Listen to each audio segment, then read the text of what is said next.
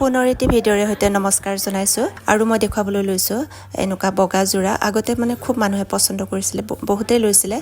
সেই তেতিয়াতে আনি থোৱা 6-7 যোৰ মান থাকিয়ে গ'ল 7-8 যোৰ মানে থাকি গ'ল এতিয়া আকৌ দেখুৱাইছোঁ কাৰোবাক লাগিলে আপোনালোকে ল'ব পাৰে সৰু সৰু এনেকুৱা বুটা থাকিব কাপোৰটো খুব ধুনীয়া সেমি পাট বুলি যে কয় এইবিলাক আচলতে মেচিন মেড কাপোৰ হয় বাহিৰৰ পৰা অহা কিন্তু খুব পিন্ধে আজিকালি মানুহে বিয়াত জোৰোণত পিন্ধে সৰু সৰু বুটা থাকিব আৰু ব্লাউজ পিচটো এনেকুৱা ধৰণৰ থাকিব গোটেই গাতে হেভি থাকিব ব্লাউজ পিচটো কাপোৰটো কিন্তু সফট হয় পিন্ধি আৰাম পাব আপোনালোকে আকৌ এযোৰ দেখুৱাইছোঁ আপোনালোকক